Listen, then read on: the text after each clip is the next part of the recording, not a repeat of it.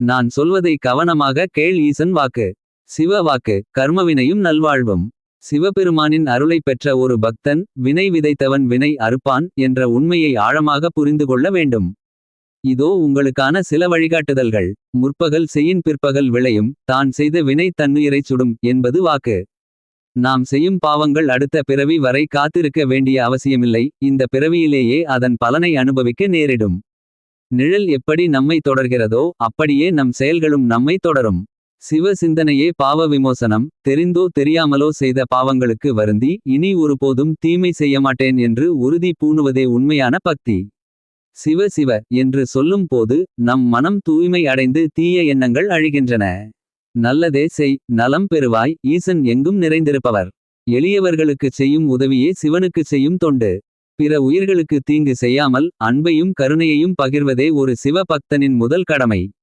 நினைவில் கொள்ள வேண்டிய உள்ளம் பெருங்கோயில் ஊனுடம்பு ஆலயம். திருமூலர். விடப்பெரிது உங்கள் மனதை தூய்மையாக வைத்திருப்பதே சிவனுக்கு நீங்கள் செய்யும் மிகப்பெரிய பூஜை. பிறர் மனம் நோகும் படி நடப்பதும் அநீதி இழைப்பதும் சிவனை துயரப்படுத்துவதற்குச் சமம்.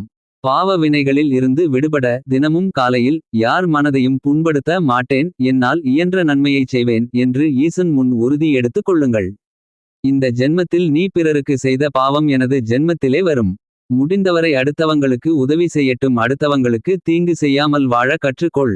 பிறவி கர்மாக்கள் உன் விடாது. அதனால் யாருக்கும் துரோகம் பண்ணாமல் யாருக்கும் எந்த தீங்கு உடைக்காமல் நல்லதே நினை. நல்லதே நடக்கும். இந்த சிவன் மகனாய் இருப்பதற்கு இந்த தகுதி கண்டிப்பாக உனக்கு இருக்கும். நீ சிவன் மகன் என்றால் நீ துரோகியாக வாழ கூடாது. நல்லவனாக வாழ கற்றுக்கொள்.